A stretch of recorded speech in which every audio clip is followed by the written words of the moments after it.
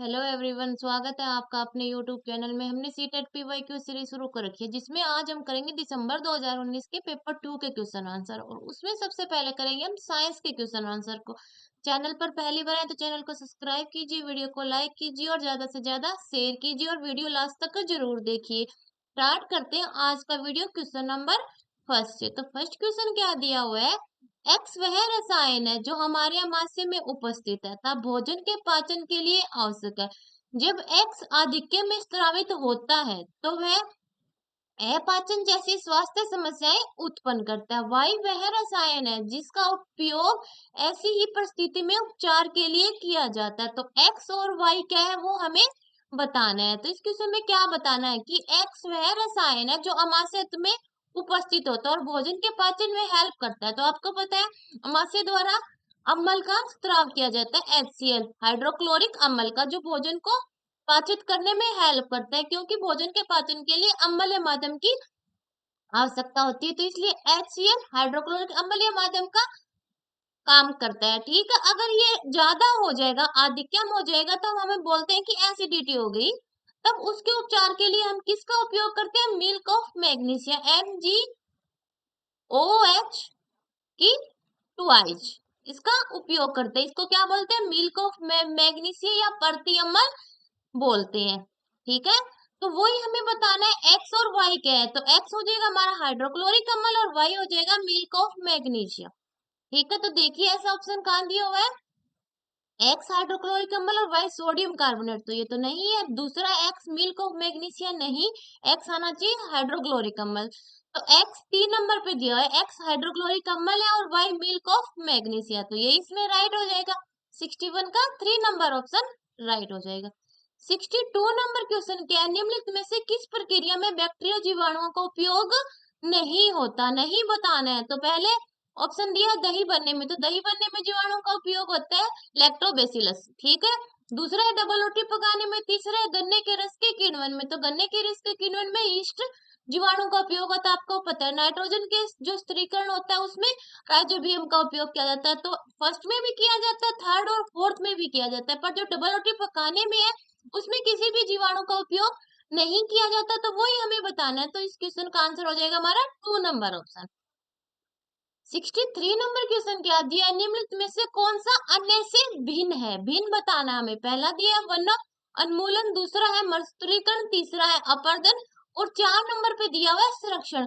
तो वन उन्मूलन वनों को काटना, मरुस्थलीकरण रेगिस्तान का जो विस्तार हो रहा है वो मरुस्थलीकरण हो गया, तीसरा है अपरदन जो कटाव होता है। तो ये तीनों ही एक प्रकार से नेगेटिव पॉइंट है, तो एक दूसरे से संबंधित है। पर जो 4 नंबर दिया हुआ है संरक्षण, तो संरक्षण इन तीनों से अलग हो गया, ये तो कंजर्वेशन यानी इकट्ठे करने से संबंधित हो गया, तो ये सबसे अलग है, वही हमें बताना है कि अन्य से भिन्न बताना है। तो 63 का 4 नंबर ऑप्शन हमारा राइट हो जाएगा। 64 नंबर क्वेश्चन क्या है, निम्नलिखित में से कौन सा कथन सही नहीं है।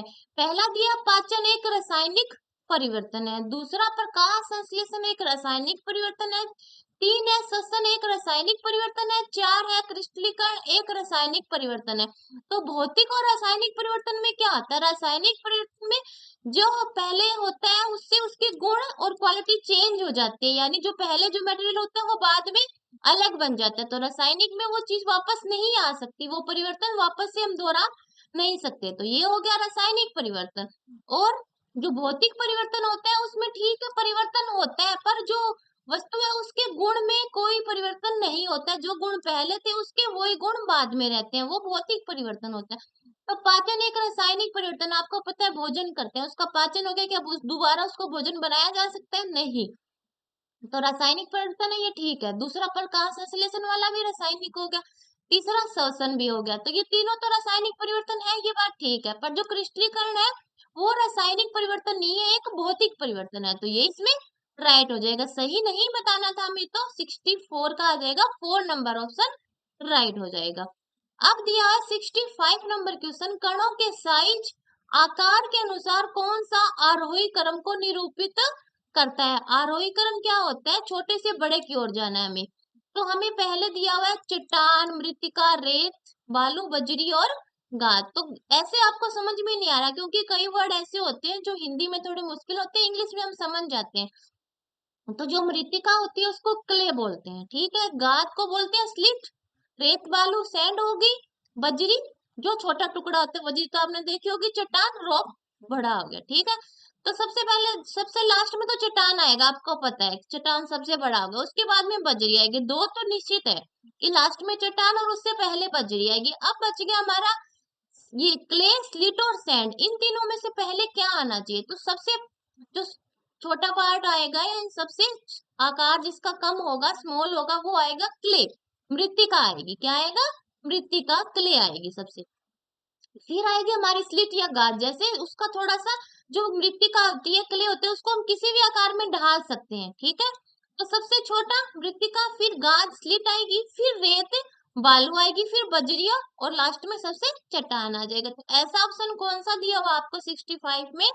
2 नंबर ऑप्शन ऐसा है कि पहले क्ले दिया हुआ है, फिर स्लिट दी हुई है, फिर सैंड, ग्रेवल और चट्टान रोक दी हुई है लास्ट में। तो 2 नंबर ऑप्शन राइट होगा 65 का। 66 नंबर क्वेश्चन क्या है? मछली मत्स्य में क्लोम गिल का कार्य होता है, यानी जो मछली के क्लोम गिल होते हैं वो क्या कार्य करते हैं वो हमें बताना है। तो वो कार्य करते हैं जो पानी में घुली हुई ऑक्सीजन होती है उसको लेना, यानी जो गिल है वो पानी में घुली हुई ऑक्सीजन को अवशोषित करते हैं, ये उनका काम होता है। तो ऐसा ऑप्शन देखिए कहाँ दिया हुआ है। वायु से ऑक्सीजन ग्रहण करते हैं, वायु से नहीं, पानी के अंदर होती है उसको। जल में उपस्थित पोषक को अवशोषित करते हैं, तो ये भी नहीं। जल में उपस्थित विलय घुलनशील ऑक्सीजन अवशोषित करना, हाँ ये सही आएगा। 66 का 3 नंबर ऑप्शन राइट होगा। 67 नंबर क्वेश्चन क्या है? यदि संयोजक तार नहीं है तो विद्युत परिपथ को पूरा करने के लिए निम्नलिखित में से किसका उपयोग किया जाएगा? संयोजक तार जो जोड़ने के काम आएगा, ठीक है। तो विद्युत परिपथ को पूरा करने के लिए हम किसका उपयोग करें कि संयोजक तार ना हो तो भी परिपथ हमारा पूरा हो जाए? तो पहला ऑप्शन दिया है कागज की पट्टिका, दूसरा रबड़ की पेटी, तीसरा लकड़ी की छड़ और 4 पे दिया हुआ है ब्लेड। जो 1, 2, 3 जो ऑप्शन दिए गए हैं वो दो तीनों ही हमारे विद्युत के कुचालक है, तो इनका उपयोग तो विद्युत परिपथ में नहीं करेंगे। तो ये तो कट है, सिर्फ ब्लेड ऐसा है जो विद्युत का चालक है, तो इसका उपयोग संयोजक तार के रूप में हम कर सकते हैं। तो 67 का 4 नंबर ऑप्शन हमारा राइट होगा।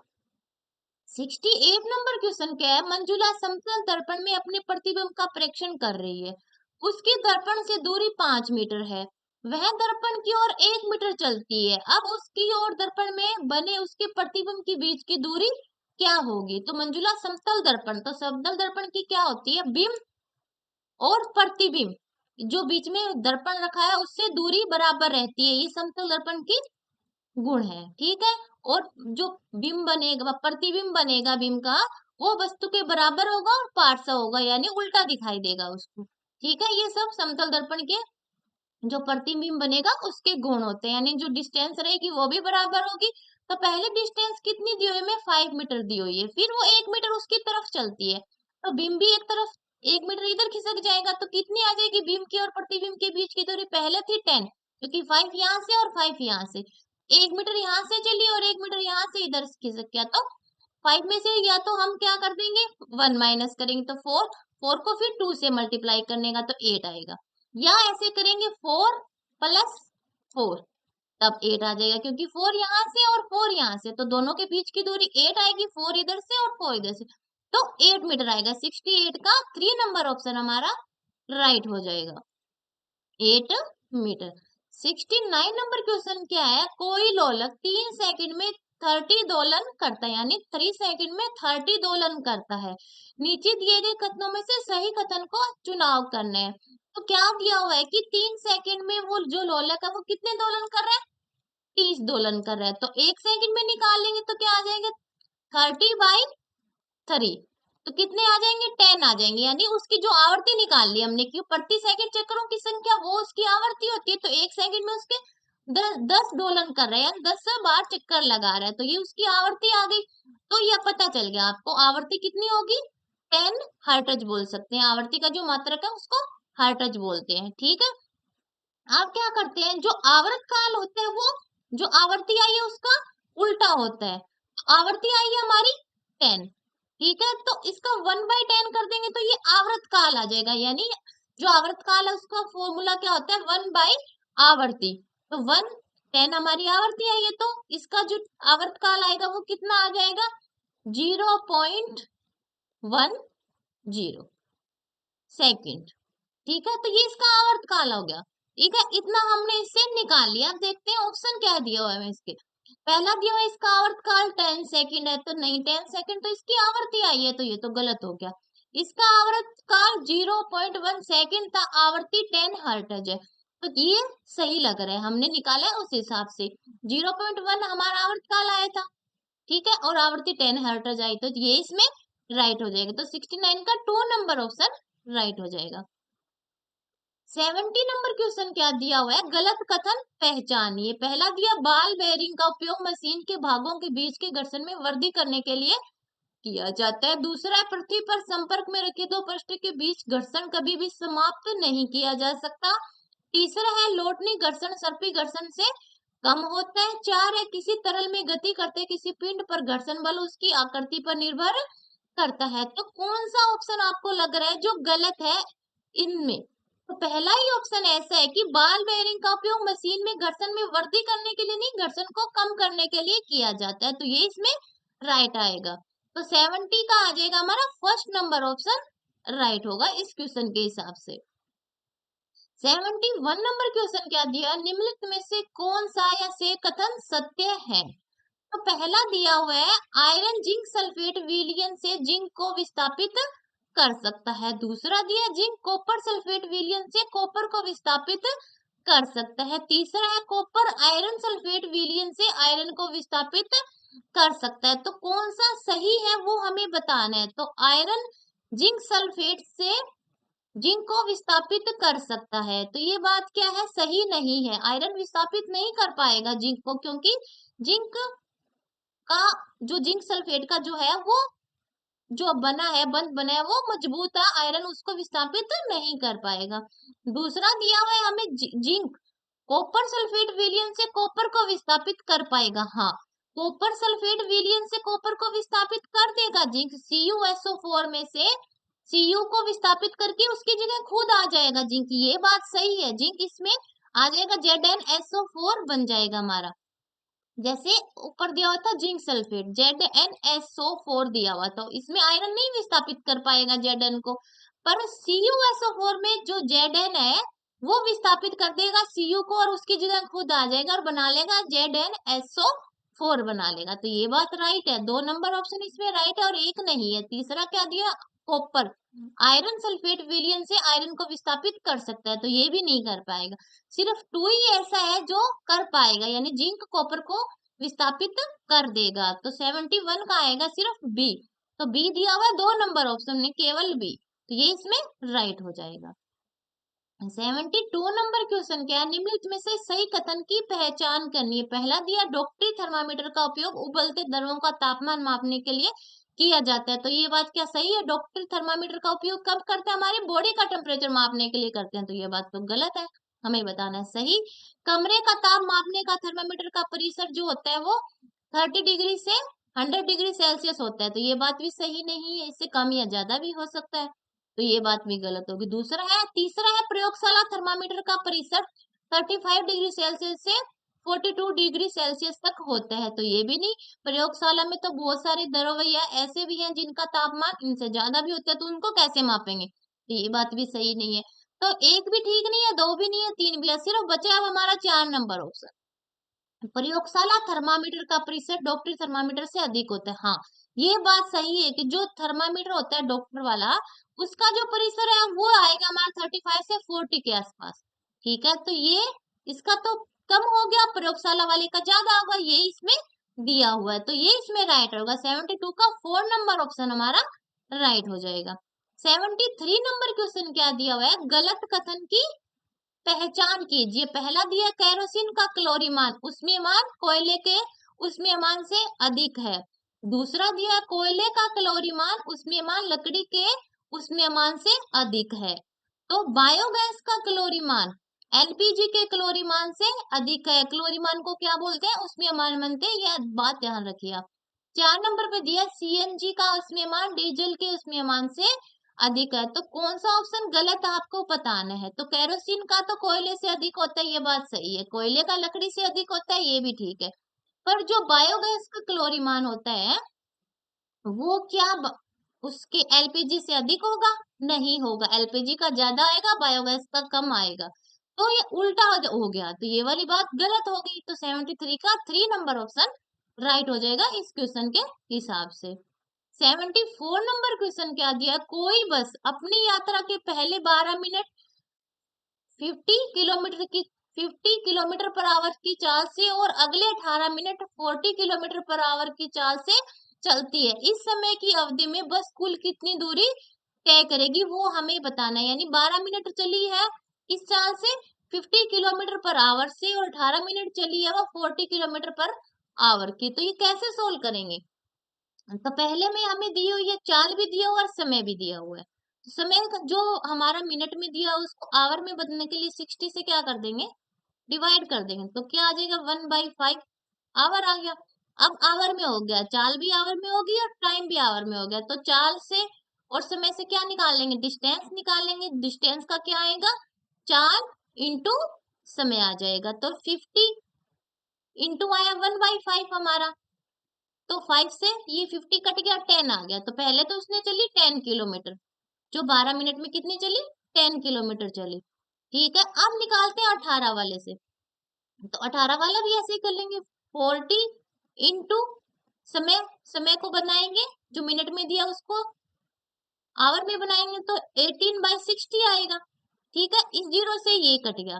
अब 2 3 3 से ये 18 कट गया, तो क्या आ गया यहाँ पे, क्या आएगा 6 आ जाएगा। इधर हमारा 2 है तो 2 और 6 12 आ गया। पहले आई हमारी 10 किलोमीटर, दोबारा आ गई हमारी 12 किलोमीटर। टोटल कितनी होगी 10 और 12 22 किलोमीटर आ जाएगा। तो इसका आंसर क्या आएगा फाइनल 22 किलोमीटर। तो 74 का आ जाएगा हमारा 2 नंबर ऑप्शन राइट हो जाएगा। 75 नंबर क्वेश्चन क्या दिया, निम्नलिखित में से गलत कथन पहचानिए। पहला दिया पृथ्वी की अपने एक्स पर गति आवर्ती गति होती है। दूसरा है प्रकाश की गति सरल रेखीय गति है। तीसरा है सितार के कर्षित तार की गति दोलन गति है। 4 है सभी आवर्ती गतियां वर्तुल वर्ताकार गतियां होती है। तो कौन सा आपको सही लग रहा है इस क्वेश्चन में? तो पृथ्वी की अपने एक्स पर आवर्ती गति होती है ना, आवर्ती का मतलब बार बार रिपीट हो रही है, तो ये बात तो सही है।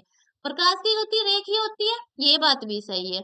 जो सितार का है वो दोलन ही तो कर रहा है, ऐसे ऐसे ऐसे ऐसे, तो ये बात भी सही है। तो फर्स्ट सेकंड थर्ड तो सही है हमारा। सिर्फ 4 नंबर ऑप्शन ऐसा है कि आवर्ती गतियां वर्ताकार होना कोई जरूरी नहीं है, बार बार रिपीट होना, सिर्फ वर्त में रिपीट होनी कोई जरूरी नहीं है, उसका पथ और भी हो सकता है। तो ये बात गलत है। तो 75 का 4 नंबर ऑप्शन हमारा राइट हो जाएगा। 76 नंबर क्वेश्चन क्या दिया हुआ है, समतल दर्पण में बनने वाले प्रतिबिंब के संबंध में नीचे दिए गए कौन से कथन सत्य है वो हमें बताना है। तो समतल दर्पण से मैंने अभी आपको बताया था क्या, जो बीम है और प्रतिबिंब है उसकी दर्पण से दूरी बराबर रहती है, वो उसके बराबर बनेगा और पार्श्व बनेगा। यानी अगर यहाँ पे उसका कोई सीधा है तो उधर जाके वो उल्टा दिखेगा, यानी पार्श्व बनेगा, उसके विपरीत होगा। तो ये बात समतल दर्पण के प्रतिबिंब के बारे में हो गई। तो वही हमें बताना है, सत्य बताना है। प्रतिबिंब सीधा बनता है, दूसरा है प्रतिबिंब वास्तविक होता है, तीसरा प्रतिबिंब पार्श्व परिवर्तित होता है, प्रतिबिंब का साइज बीम के साइज के बराबर होता है। तो साइज तो बराबर होता है, ये बात सही है। डी भी ठीक है, प्रतिबिंब पार्श्व परिवर्तित होता है, ये भी ठीक है। तो 76 का कौन सा आना चाहिए, डी भी आना चाहिए और सी भी आना चाहिए। तो डी और सी दो में दिया हुआ है हमें, एक 2 में दिया हुआ है और एक 3 में दिया हुआ है, और उसके साथ में एक में ए है एक में बी है। तो सीधा तो नहीं बनता, आपको पता है, बनता है नहीं बनता सीधा। तो 76 का आएगा सिर्फ हमारा 2 नंबर ऑप्शन सीधा आएगा। वास्तविक नहीं बनता, वास्तविक कैसा होगा, वास्तविक नहीं बनता है समतल दर्पण से। तो बी कट जाएगा, ए आएगा, सी आएगा और डी आएगा। ए सी डी दिया है 2 नंबर ऑप्शन, तो 76 का आ जाएगा हमारा 2 नंबर ऑप्शन राइट हो जाएगा। 77 नंबर क्वेश्चन क्या दिया हुआ है, निम्नलिखित में से क्या विज्ञान की प्रकृति के संदर्भ में सही नहीं है, यानी सही नहीं बताना है विज्ञान की प्रकृति के बारे में। विज्ञान सीखने का अंत विषय क्षेत्र है, पता है आपको विज्ञान का क्षेत्र अनलिमिटेड है, यानी हम सीख जो जा रहे हैं उसका कोई एक क्षेत्र सीमित नहीं है। अंतः विषयक है। तो ये बात ठीक है। विज्ञान हमेशा अस्थायी होता है, यानी उसमें परिवर्तन होते रहते हैं। तो ये बात भी ठीक है। विज्ञान संदेहवाद को बढ़ावा देता है, तो संदेह तो रहता है कि ये हो सकता है, ये नहीं हो सकता, तो ऐसा तो रहता ही है उसमें। तो ये तो प्रकृति के बारे में है। तो ये जो 1, 2, 3 दिए, ये सब विज्ञान की प्रकृति को बता रहे हैं। पर जो 4 नंबर क्वेश्चन है, विज्ञान तथ्यों के समुच्चय के समतुल्य, यानी जो तथ्य दिए हैं, सिर्फ उन्हीं का एक समुच्चय है विज्ञान। तो ये बात इसमें गलत हो जाएगी। तो 77 का 4 नंबर ऑप्शन हमारा राइट हो जाएगा। 78 नंबर क्वेश्चन क्या दिया, राष्ट्रीय पाठ्यचर्या 2005 के अनुसार अच्छी विज्ञान शिक्षा होनी चाहिए। यानी अच्छी विज्ञान शिक्षा क्या होगी 2005 के अनुसार, वो हमें बतानी। विज्ञान शिक्षक के प्रति निष्ठ हो, यानी जो शिक्षक पढ़ा रहा है विज्ञान को, वो उसी के हिसाब से सही होनी चाहिए। दूसरा है बच्चे के प्रति निष्ठ हो, 3 है विद्यालय के वातावरण के प्रति निष्ठ हो, 4 है कक्षा कक्ष संस्कृति के प्रति निष्ठ हो। तो सबसे इम्पोर्टेंट है जो एनसीईआरटी 2005 कहता है कि जो ऐसी शिक्षा दो जो बच्चे के हिसाब से सही हो, उसके लिए उपयोगी हो, बच्चे को ध्यान में रख के शिक्षण करवाना है। तो 2 नंबर ऑप्शन राइट हो जाएगा। बच्चे के प्रति निष्ठ होने चाहिए, वही अच्छी विज्ञान है। तो 78 का आएगा हमारा 2 number option right. 79 number question क्या दिया है, अच्छी विज्ञान शिक्षा पाठ्यचर्या की निम्नलिखित में से कौन सी वैधता की संतुष्टि क्रियाकलाप और प्रयोग द्वारा होती है। तो ये भी बताना है कि जो विज्ञान की जो पाठ्यचर्या है, वो क्यों किस क्रियाकलाप के द्वारा प्रयोग द्वारा कर सकते हैं, कौन सा है नीचे दिए गए कथनों में से। तो पहला है संज्ञानात्मक, दूसरा है ऐतिहासिक, तीसरा है पर्यावरण संबंधी, 4 है प्रक्रियात्मक। तो 4 पे ही लग रहा है प्रक्रिया, यानी क्रिया कर रहे हैं, उसमें कोई क्रियाकलाप करेंगे और प्रयोग करेंगे, तो ये इसमें राइट आएगा। 79 का आएगा हमारा 4 नंबर ऑप्शन राइट हो जाएगा। 80 नंबर क्वेश्चन क्या दिया हुआ है, अनु कक्षा 8 के बच्चों को शैक्षिक भ्रमण के लिए लेकर जाती है। इस क्रियाकलाप के लिए निम्नलिखित में से क्या सबसे अधिक उपयुक्त उद्देश्य हो सकता है। अनु कक्षा 8 के बच्चों को कहाँ लेकर जा रही है, शैक्षिक भ्रमण पर। तो उसका सबसे महत्वपूर्ण उद्देश्य क्या होगा, जो नीचे दिए गए हैं उनमें से बताना है हमें। तो ये बच्चों में एक दूसरे में सहयोग की भावना लाएगी, मिलजुल के वो काम करेंगे, उस क्षेत्र के बारे में उनको नॉलेज होगी, खुद प्रत्यक्ष उसका अनुभव कर पाएंगे, अवलोकन कर पाएंगे। तो ये सब उसमें आएंगे, ये सब गुण उनमें विकसित होंगे बच्चों में। तो पहला कथन क्या दिया है, बच्चों के मध्य अंतःक्रिया को प्रेरित करता है। ये बात तो सही है, प्रेरित तो कर रहे हैं, एक दूसरे के साथ वो क्रिया करेंगे, बाहर जाएंगे तो ये ऑप्शन तो सही होगा। 80 का हमारा फर्स्ट नंबर। दूसरा है ये ठोस अनुभव के द्वारा प्रक्रिया कौशल को बढ़ावा देती है। 3 है ये बच्चों के अवलोकन कौशल को बढ़ावा देती है। ठीक है। 4 है ये शिक्षक और कक्षा की एक लय को तोड़ता है, तो ये तो एक नेगेटिव पॉइंट है, तो ये तो नहीं आएगा डी। तो बाकी ए भी ठीक है, बी भी ठीक है और सी भी ठीक है। तो ऐसा ऑप्शन कौन सा दिया, फर्स्ट ही नंबर ऑप्शन जो ऐसा है उसमें ए भी है, बी भी है और सी भी है। तो ये इसमें राइट होगा। 80 का आएगा हमारा फर्स्ट नंबर ऑप्शन राइट हो जाएगा। 90 नंबर क्वेश्चन, 81 नंबर क्वेश्चन क्या है, निम्नलिखित में से क्या उच्च प्राथमिक स्तर पर विज्ञान शिक्षा का उद्देश्य नहीं होना चाहिए, इसमें भी नहीं बताना है हमें। पहला दिया बच्चों की प्राकृतिक जिज्ञासा का पोषण करना, दूसरा है जीवन के प्रति झुकाव और सहभागिता के मूल्यों का विकास करना, 3 है विज्ञान स्वभाव का विकास करना, 4 है अवधारणाओं की पाठ्य पुस्तकीय परिभाषाओं पर बल देना। तो सिर्फ जो परिभाषा लिखी है उन्हीं को पढ़ा दो और हटा दो, उस पे बल नहीं देना है उच्च प्राथमिक स्तर पे। तो ये इसका उद्देश्य नहीं है। तो 81 का 4 नंबर ऑप्शन हमारा राइट हो जाए। बाकी सब इसके उद्देश्य है कि जिज्ञासा तो बढ़ानी है हमें बच्चे को, उसके जीवन के मूल्यों का विस्तार भी करना है, वैज्ञानिक स्वभाव भी लाना है उसमें, तो ये सब राइट है। सिर्फ 4 नंबर ही ऑप्शन ऐसा है जो गलत है इस क्वेश्चन के हिसाब से। तो 81 का 4 राइट हो जाएगा। 82 नंबर क्या है, निम्नलिखित में से क्या बच्चों में सम आलोचनात्मक चिंतन को बढ़ावा दे सकता है, यानी जो समान स्तर के बच्चे हैं उनमें एक दूसरे में तर्क करने की भावना, कैसे चिंतन को कैसे बढ़ा सकते हैं हम। पहला क्या गतिविधि करवाएं उस कक्षा में कि बच्चों में इस चिंतन का विस्तार हो, कौन सा, सम आलोचनात्मक, एक दूसरे से सीखे, वो एक दूसरे के साथ तर्क करें, वितर्क करें और फिर उस चीज को जाने की क्या सही है, वो कैसे होगा, कौन सी गतिविधि से, वो हमें बताना है। तो पहला दिया बच्चों से कक्षा में विज्ञान की पाठ्य पुस्तक को पढ़ाने के लिए कहना। ठीक है, विज्ञान की पुस्तक है उसमें जो लिखा हुआ उसको पढ़ने के लिए बोलना, तो इससे तो कोई आलोचनात्मक चिंतन नहीं बढ़ रहा है। दूसरा बच्चे को पाठ्य पुस्तक के अंत में दिए गए अधिगम विस्तार को पढ़ने के लिए कहना, ये भी नहीं। बच्चों को समूह में आपस में चर्चा और उसके उपरांत बड़े समूह में साझा करने की कहना।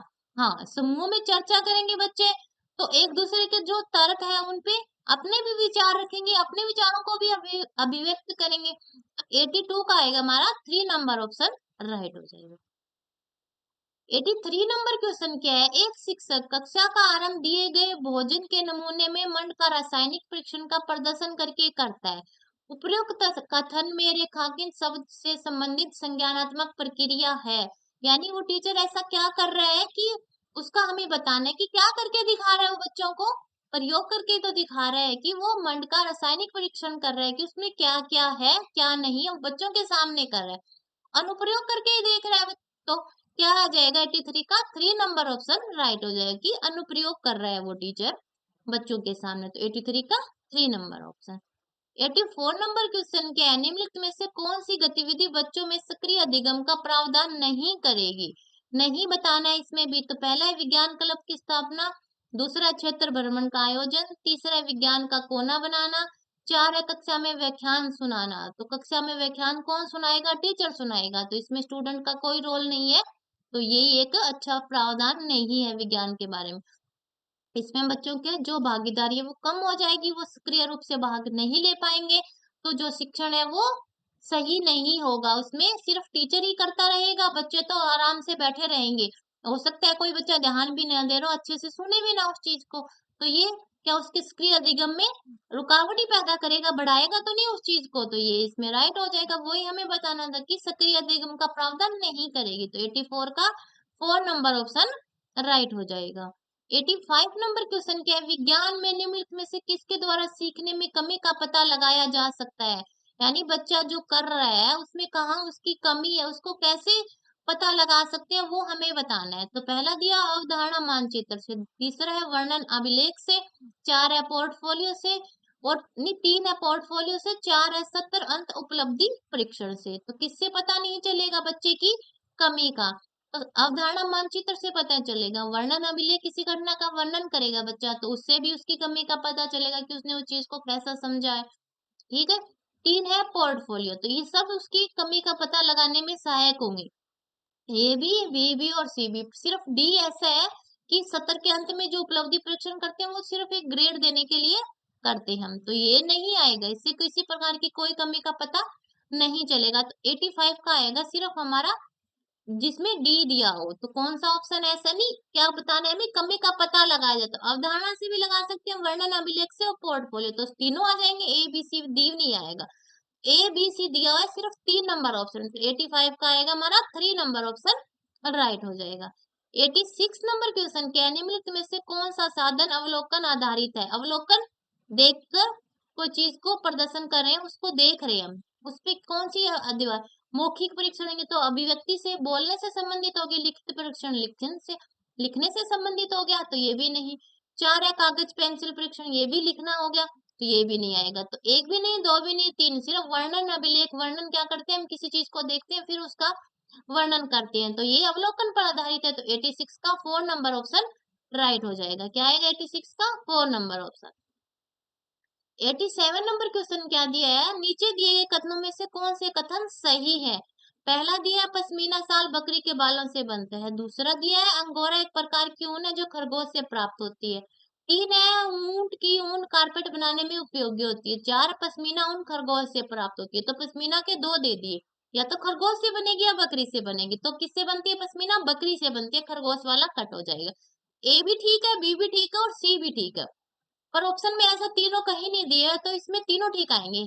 पश्मीना ऊन बकरी से बनती है, ठीक है, अंगोरा ऊन खरगोश से मिलती है, और ऊंट की कारपेट से, ऊंट की ऊन से कारपेट बनाया जाए। तो ए भी ठीक है, बी भी ठीक है और सी भी ठीक है, इसमें तीनों राइट आएंगे, सिर्फ डी गलत है। 87 के तीनों सही है। 88 नंबर क्वेश्चन क्या दिया? नीचे दिए गए लक्षणों के आधार पर जंतु को पहचान करनी है, यानी नीचे कुछ लक्षण दिए गए हैं और उनको देख के बताना है कि ये कौन सा जंतु है। तो पहला दिया लंबा मेरुदंड, दूसरा बहुत सी मांसपेशियां, 3 आगे को धकेलने के लिए शरीर अनेक वलयों में मोड़ना। तो ऐसा कौन सा लग रहा है? तो सबसे लंबा मेरुदंड होता है सांप का, और वो उसके पैर भी नहीं होते, अपने जो वल्य है उन्हीं का उपयोग करता है आगे चलने के लिए। ठीक है, बहुत सी मांसपेशियां भी होती है, तो ऐसा होता है सिर्फ सर्प, तो पहला आ जाएगा। क्या सर्प आएगा। तो 88 का आएगा फर्स्ट नंबर ऑप्शन राइट हो जाएगा। 89 नंबर क्वेश्चन क्या दिया, नीचे दिया गया कौन सा कथन सही नहीं है, इसमें भी नहीं बताना है। सभी धमनियां ऑक्सीजन समृद्ध रक्त को ले जाती है। दूसरा है सभी धमनियां ऑक्सीजन को हृदय से अन्य भागों में ले जाती है। 3 है धमनियों की भित्तियां मोटी होती है, धमनियों की भित्तियां प्रत्यास्थ होती है। तो 3 तो ठीक है और 4 भी ठीक है, पर सभी धमनियां जो ऑक्सीजन समृद्ध रक्त है उसको बाहर नहीं लेके जाती है। सिर्फ एक धमनी ऐसी है जो हृदय के अंदर जाती है और बाकी उससे बाहर निकलती है, यानी महाधमनी जो ऐसी है वो हृदय से अंदर लेके जाती है शुद्ध रक्त को और बाकी सब बाहर लेके जाती है। तो सभी धमनियों वाला गलत आ जाएगा, सभी धमनियां ऑक्सीजन समृद्ध रक्त को ले जाती है, तो ये वाला ऑप्शन गलत है। इसमें 89 का आएगा हमारा फर्स्ट नंबर ऑप्शन राइट हो जाएगा। 90 नंबर क्वेश्चन क्या दिया, निम्नलिखित में से कौन मिलानों के सही क्रम को निरूपित करता है। यानी एक तरफ हमें अम्ल दिया गया और देखना है कि ये अम्ल किसमें पाया जाता है, दूसरी तरफ हमें वो दिया। तो आपको पता है एसिटिक अम्ल मिलता है सिरका के अंदर, एक का आएगा 4, ठीक है। लैक्टिक अम्ल दही के अंदर, ये 2 का फर्स्ट आ जाएगा। ऑक्जेलिक अम्ल किस में होता है, पालक में होता है, तो सी का आएगा 2। एस्कार्बिक नींबू में, ठीक है। तो डी का आ जाएगा 3 नंबर ऑप्शन। तो ऐसा देखिए एक में 4 दिया, सिर्फ एक ही ऑप्शन में थर्ड नंबर ऑप्शन में। और लैक्टिक अम्ल दही बी, बी का 1 हमने वो भी मिलाया है। ऑक्जेलिक अम्ल को हमने मिलाया पालक से, ठीक है 2। और डी और एस्कार्बिक और नींबू के वस अम्ल से, तो ये भी ठीक है। तो आ जाएगा 90 का 3 नंबर ऑप्शन हमारा राइट हो जाएगा। तो इस प्रकार कर लिया हमने साइंस के 30 क्वेश्चन आंसर डिस्कस। वीडियो पसंद आए तो वीडियो को लाइक कीजिए, चैनल को सब्सक्राइब कीजिए और ज्यादा से ज्यादा शेयर कीजिए। मिलते हैं नेक्स्ट वीडियो में। धन्यवाद।